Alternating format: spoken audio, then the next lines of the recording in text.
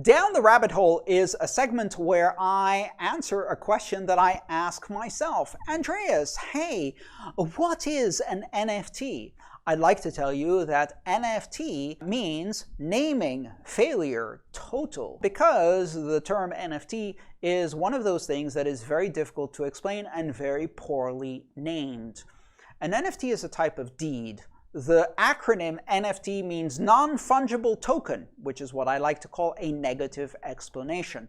You asked me what is an NFT, I gave you an answer, and now you have two questions because now you don't know what non-fungible token means. I have to explain that and also what fungible means. Fungible means that any unit of, say, a currency is indistinguishable from every other unit of a currency. If you give me a dollar bill, I don't care if the serial number ends in a 2 or a 3 or a 5. It's still just a dollar bill. That is a fungible currency. It is fungible by law.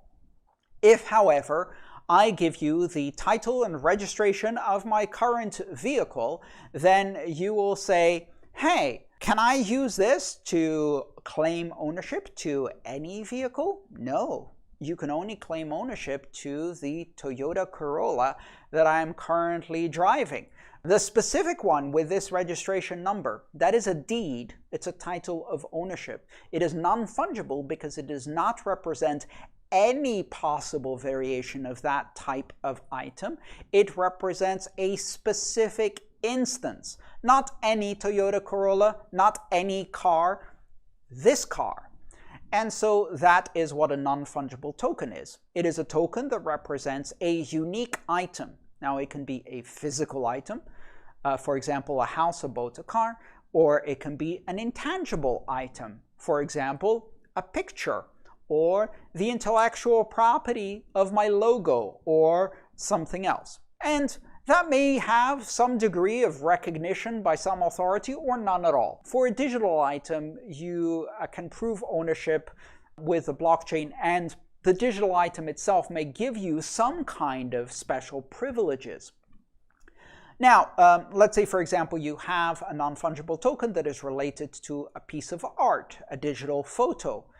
Can someone copy the photo? Of course they can, just like they can photocopy a signed copy of my book.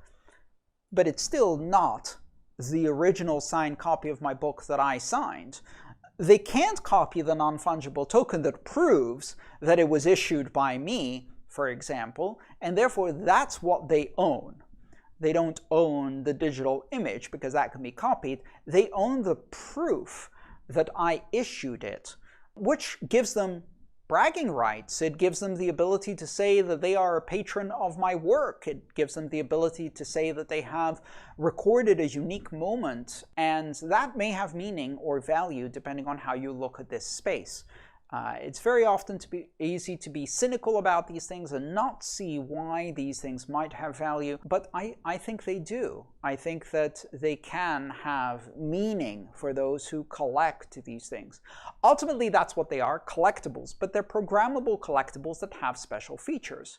For example, let's say I gave out a signed copy of my book as an NFT, and you have the ebook. Well, you can copy the ebook. In fact, it's open licensed, but the NFT proves that you got it from me as the author, and that's the same as me putting an autograph in it. But it doesn't end there. I could make it so that presenting ownership of that NFT, for example, with a digital signature from the same key that owns the NFT, you could gain access to the secret, super duper exclusive, members only area on my website where you could ask me questions. I wouldn't do that, but that's something you could do with an NFT. So you can use it as an access token. Maybe I go and do a concert at Madison Square Garden where I talk about NFTs, and then you can use your ownership of the NFT as a ticket to come and see me. Madison Square Garden, call me if you want to book this, you know. I'll be available.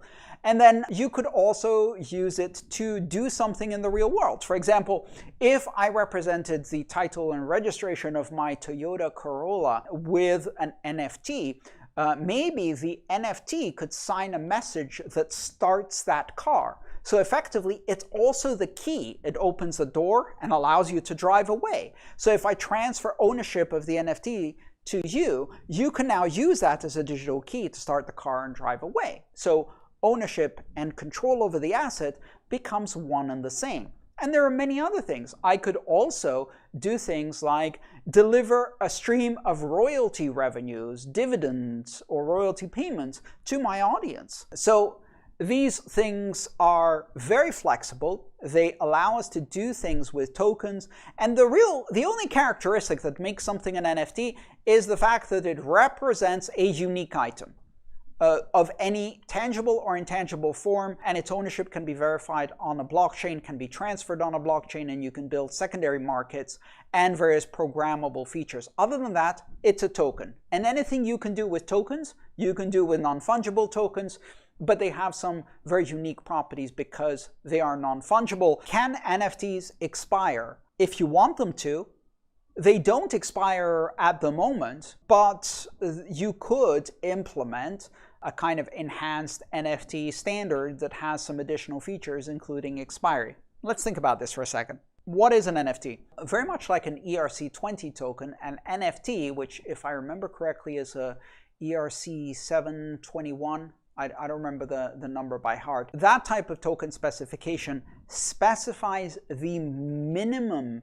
interface available for a token to be compatible with the standard. So it has to support, let's say, 5 different calls that allow you to do certain things with that token.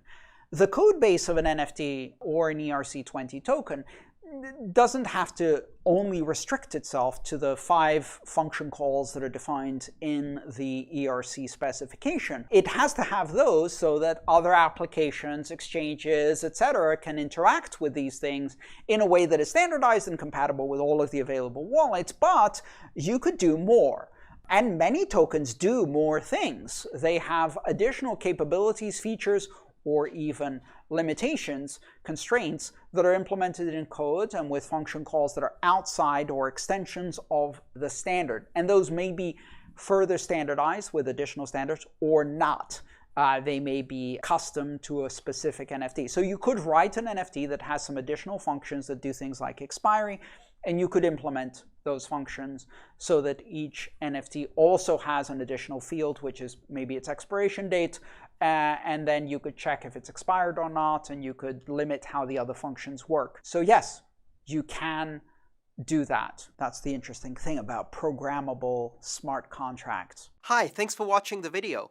I'm Andreas Antonopoulos. I'm the author of Mastering Bitcoin, Mastering Ethereum, and the Internet of Money series. If you'd like to support my mission of bringing education about Bitcoin and open blockchains to as many people as possible under open, free Creative Commons licenses, please consider subscribing to my channel and supporting me on patreon.com/AANTONOP. Thank you.